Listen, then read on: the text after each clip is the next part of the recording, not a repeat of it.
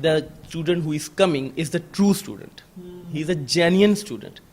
I mean, they are not feared of کہ student وہاں پر آ کے settled ہو جائے گا. وہ چاہتے ہیں جو آئے genuine آئے, جو آئے optimized آئے, جو آئے پڑھنے کے لیے, تعلیم حاصل کرنے کے لیے, اس کے اندر علم کی ارج ہونی چاہیے. اردو پوائنٹ کی ویڈیوز دیکھنے کے لیے ہمارا چینل سبسکرائب کیجئے اور بیل کے آئیکن پر کلک کیجئے تاکہ آپ ہماری تمام آنے والی ویڈیوز سے باخبر رہ سکیں. السلام علیکم ناظرین, آپ دیکھ رہے ہیں اردو پوائنٹ اور میں ہوں فاروق شہباز وڑائچ.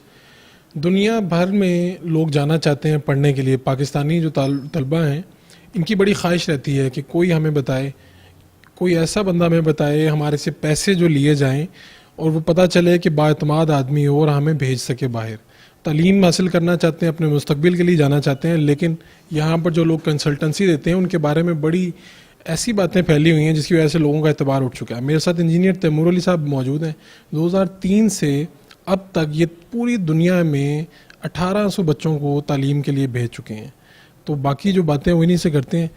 یہ بتائیے کہ یہ 1800 بچے آپ نے باہر بھیجے ہیں, تو یہ کتنے آپ پیسے ویسے کتنے لیتے ہیں ان لوگوں سے؟ Basically it depends on the country to country. مین سویڈن میں جب ہم نے 2003 میں اسٹارٹ کیا تھا, we are charging 25,000 rupees for education consultancy, and for United Kingdom we are charging 30,000, for Australia we are charging 50,000.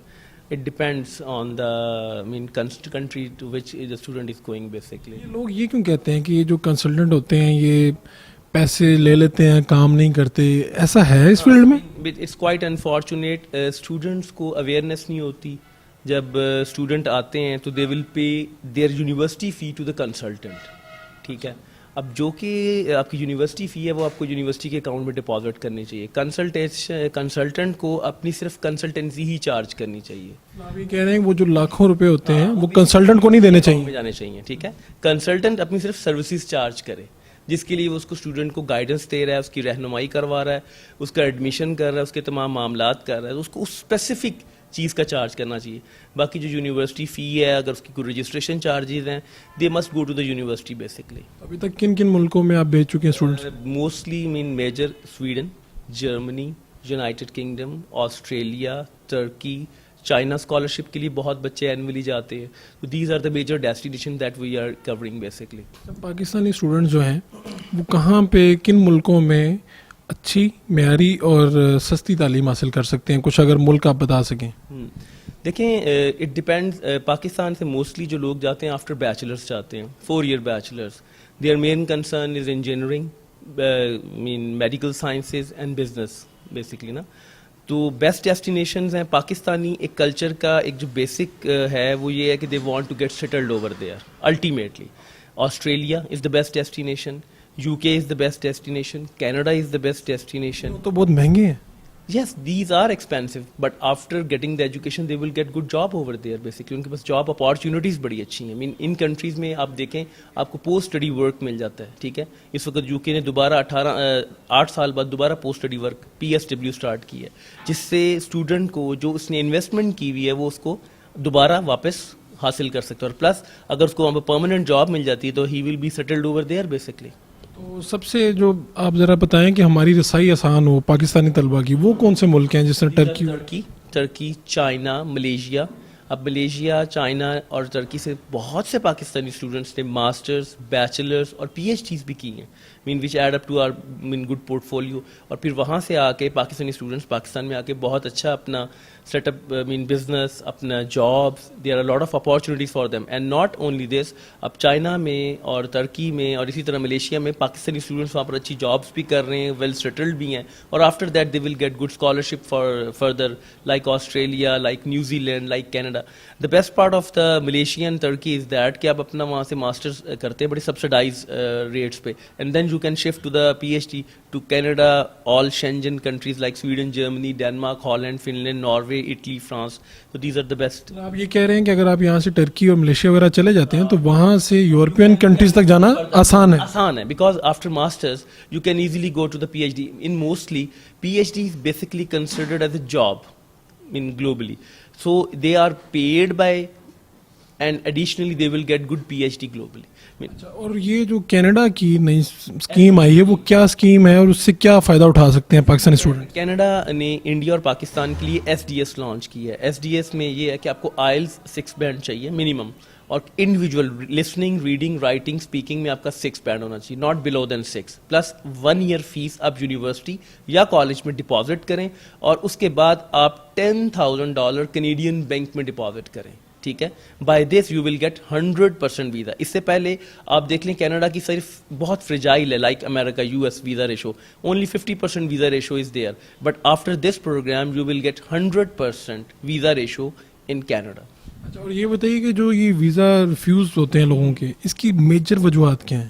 Students prepare نہیں ہیں, اتنے میچیور نہیں ہیں, they are not aware of. Number one, they are not preparing, main they depend کہ consultant is every thing, basically they believe کہ consultant is doing all and all basically. ٹھیک ہے, سو دس از the negative point. Student کو بہت mature ہونا پڑتا ہے, اپنی جس کنٹری میں جا رہا ہے, جس کورس میں جا رہا ہے, اپنی جس یونیورسٹی کے بارے میں جا رہا ہے, اور پلس کمپیریزن اسٹڈیز ہو, بیکاز ایمبیسی کا ایک بڑا میجر کوشچن ہوتا ہے کہ have you a comparison between other countries. If you are applying to Canada, what do you know about United Kingdom, Australia and other part of the world.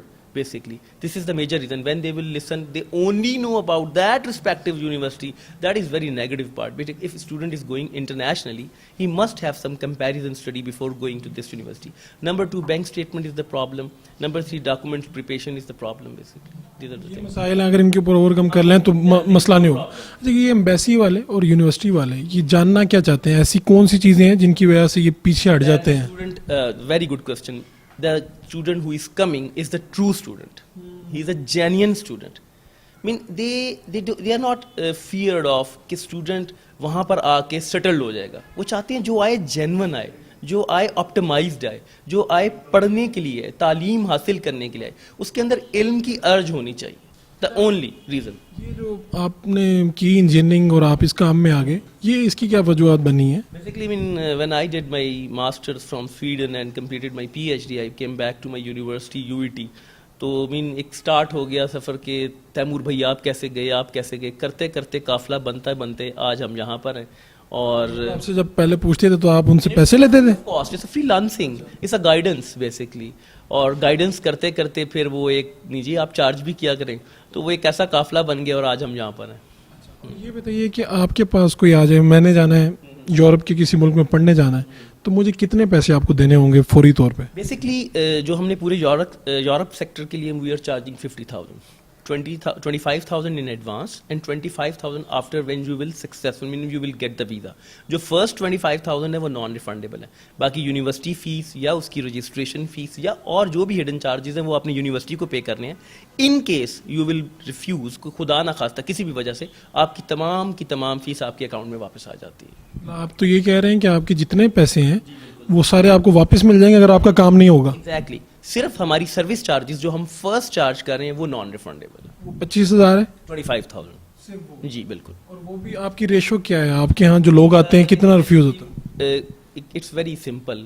Doctors, engineers, lawyers, ہم جانتے ہیں کہ اس بندے کا کیا بننا ہے. بیسکلی ہم اس کو اس کی کیپیسٹی میں, اس کی رینج میں اگر اپلائی کروائیں, there will be a definite 90% chances that he or she will get the visa. Only 10% mean وہ ہر ایک کو اللہ پہ چھوڑنا چاہیے. کچھ بھی سڈن حالات ہو سکتے ہیں, کوئی کنٹری لیول پہ, کوئی کسی اور لیول پہ, کوئی ایسے معاملات ہو سکتے ہیں.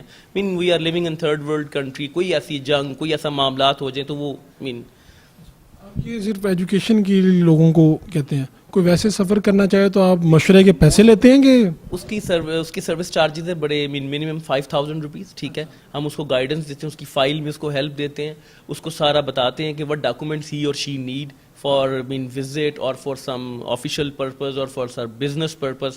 These are the charges. کوئی ایک بات ایسی جو آپ سمجھتے ہیں کہ جو لوگ بھی باہر جا کے پڑھنا چاہتے ہیں ان کو یہ بات سمجھ لینی چاہیے, یہ ضروری ہے بات؟ بیسکلی پاکستانی ہمارے تمام بہن بھائیوں کو جو سب سے بڑا پرابلم ہے وہ جو سمجھتے ہیں کہ day 1 سے جاتے ہی ہم بہت زیادہ سکسیزفل ہو جائیں گے. ایسا نہیں ہے. Basically they need to invest their time and they are supposed to be humble over there after reaching there. But time will come when they will be payback, inshallah ta'ala, with the blessing of Allah ta'ala. Engineer Taimur साहब हैं जी, जो 1800 बच्चों को अभी तक भेज चुके हैं पूरी दुनिया में तालीम के हासिल करने के लिए, और ये कहते हैं कि आपको वो चंद गलतियां जिन्होंने बताई हैं जो हमारे स्टूडेंट्स करते हैं वो रिपीट नहीं करनी चाहिए आपको। अगर आप बाहर पढ़ने के ख्वाहिशमंद हैं तो आपको आपके इंटरव्यू में ये बात झलकनी चाहिए कि आप वाकई पढ़ना चाहते हैं, और आपको उधर के जो तालीमी निज़ाम है और अपना जो तालीमी निज़ाम है इसमें कंपैरिजन करना आता हो। अपने मेज़बान फ़ारूक शहबाज वड़ाइच को इजाज़त दीजिए। अल्लाह ने के अमान।